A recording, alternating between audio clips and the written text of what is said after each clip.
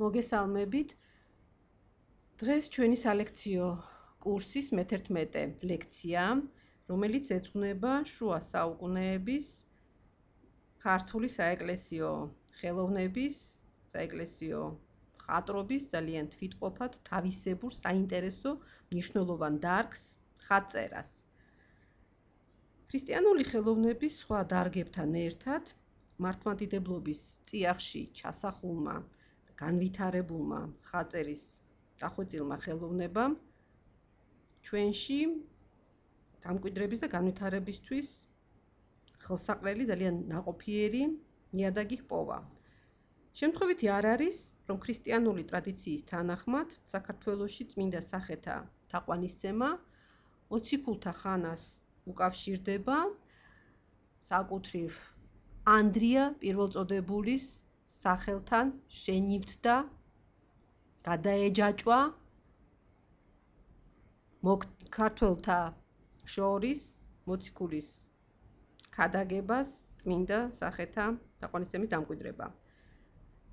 ალბათ იცით, რომ სწორედ ანდრია პირველწოდებულის სახელთან ერთი საეკლესიო ტრადიცია უფლის ხელთუქმნელი ხატის შემობრძანებას აკავშირებს, ხოლო მეორე ტრადიციის თანახმად დედა ღვთისას მიერ ბოძებული ხელთუქმნელი სასწაულმოქმედი ხატი ჩამოაბრძანა აწყურის ღვთისმშობლის სახელით ცნობილი სასწაულმოქმედი ხატის გვიანდელი პირია შემორჩენილი, თავდაპირველი ადრეული ხატი არ შემოგჩა. ეხლა თქვენ ეკრანზე ხედავთ სწორედ ქრისტიანული ხატის მართლმადიდებლური ხატწერის ქვაკუთხედს უფლის ხელთუქმნელი ხატის მანდილიონის ერთ-ერთ ყველაზე ადრეულ შემორჩენილ პირს მე-6-მე-7 საუკუნის ენკაუსტიკური ფერწერით შესრულებული სახე.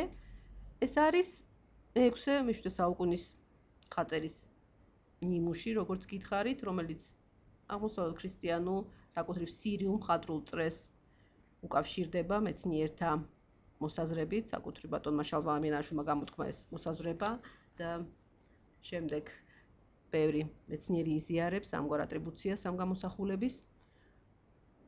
ის რომ უკვე მე-6-მე-7 საუკუნეში საქართველოში მანდილიონის პირი ღვთისა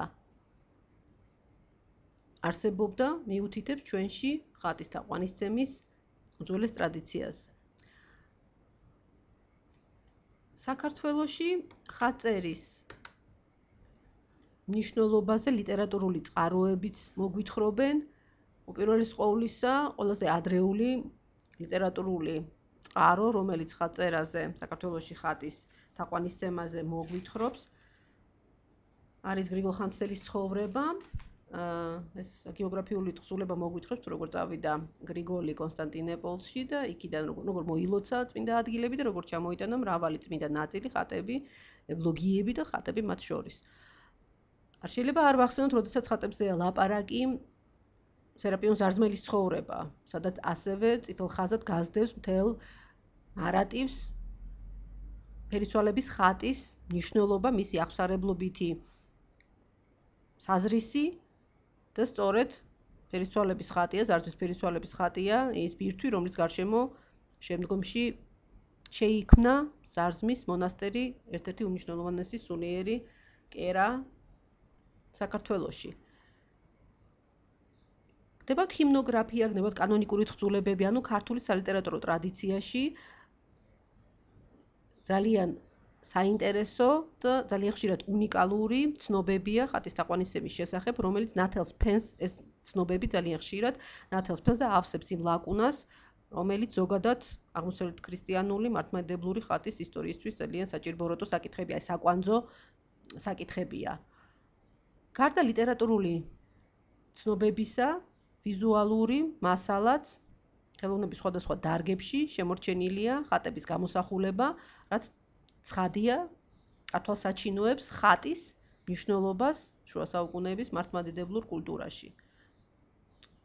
თქვენთვის უკვე ნაცნობია ეს გამოსახულება, ეს გახლავთ ერთ-ერთი ყველაზე უფრო თვალსაჩინო მაგალითი არის სამეფო კარის ხელოვნებასთან დაკავშირებული დავით გარეჯის ბერთუბნის ღვთისმშობლის სახელობის მონასტრის საკრებულო ტაძარი, ჩრდილოეთ კედელზე გახსოვთ თამარი და მისი ძე გიორგი ლაშაა გამოსახული. ხედავთ, ისინი ლოცვად წარსდგებიან არა უბრალოდ ღვთისმშობლის სახის წინაშე, არამედ აი ესეთი მცირე ზომის საგანგებო მოჩარჩოებით გამოყოფილ აღსაყტრებულ ჩვირეთ ღვთისმშობელთან ერთად ღვთისმშობლის წინ უკაცრავად და ხედავთ ღვთისმშობელი და მაცხოვარი ჩვილი იესო როგორ აკურთხებენ ქართულ სუვერენებს. ხატების გამოსახულება სხვაგანაც შემოგჩა, ძალიან დაზიანებულია და სამწუხაროდ ილუსტრაციას ვერ შემოგთავაზებთ, საკუთრივ იფრარში, ზემო სვანეთში, საფასადო მოხატულობაში, ასევე ისევ ზემო სვანეთში, ერთ-ერთი ეკლესიის წმინდა ბარბარეს სახელობის მე-13 საუკუნის სოფელი ხეარის ზემო სვანეთში და საკურთხევლის აფსიდში წმინდა მამათა, მღვდელმთავართა ესეთი ფსევდო ხატები თუ შეიძლება ითქვას, დახატული ფრესკული მხატვრობით შესრულებული ხატების იმიტაციაა. ანუ საკურთხეველში ეს მნიშვნელოვანი საკრალურ სივრცეში ხატების გამოსახვა მნიშვნელოვანი მოწმობაა ამ საკრალური ხელოვნების მნიშვნელობისთვის. საქართველოში ყველაზე უფრო ადრეული ფერწერული ხატი მე-11 საუკუნის დასაწყისით უნდა განისაზღვროს, თუმცა სამეცნიერო ლიტერატურაში მე-9 საუკუნითაც თარიღდება, მაგრამ წმინდა ბარბარეს იკონოგრაფიული თავისებურებები 11 საუკუნეზე ადრე მის შესრულებას არანაირად არ მოწმობს.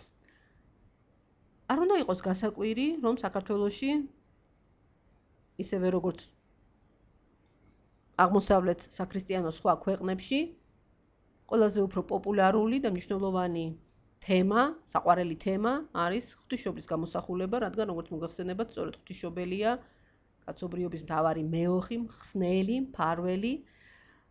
ქართული შუა საუკუნეების ხატები, მათი უმეტესი ნაწილი ზემო სვანეთის ეკლესიებში და ახლა მესტიის მუზეუმშია თავმოყრილი. რამდენიმე ძალიან მნიშვნელოვანი ხატი, უფრო მცირე რიცხოვანი მართალია, მაგრამ ქვემო სვანეთში არის. საქართველოს ეროვნულ მუზეუმშია, ქუთაისშია. მათი ხატრული, ესთეტიკური, ტექნიკური თავისებურება, ანალიზი, შესწავლა, შეჯერება საფუძველს გვაძლევს გამოვარჩიოთ რამდენიმე მხატვრული სკოლა და ვილაპარაკოთ მართლაც განსაკუთრებულ ადგილობრივ მხატვრულ ტრადიციაზე.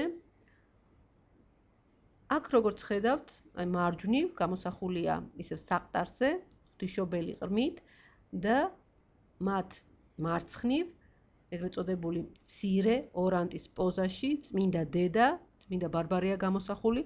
გახსოვთ ალბათ ზემოკრიხის მოხატულობაში, ასევე მიქაელ მაღლაკელის მიერ მოხატულ მაცხვარიშის ეკლესიაში ეს წმინდა დედაა გამოსახული. არ შეგეშლებათ მისი იკონოგრაფიული თავისებურება, ესეთი ბადისებრი თავსაბურავი, საყბეური, დიდი ესეთი ფიბულით დამაგრებული მოსასხამი და როგორც წესი სამკლაურები შემკულია ვარდულებით. ესეთ ლოცვად წარმდგარი წმინდა დედა, კიდევ ერთი დამატებითი ღვთაებრივი მფარველი და მეოხი იყო მათთვის, ვინც ლოცულობდა ამ ხატის წინაშე. ხედავთ როგორი სადა ფონია,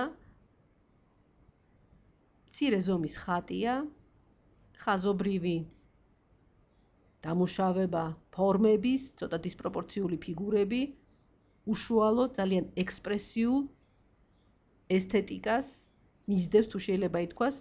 მეცნიერები ძალიან ხშირად ხალხურ სკოლას მიაკუთვნებენ ამგვარ გამოსახულებას.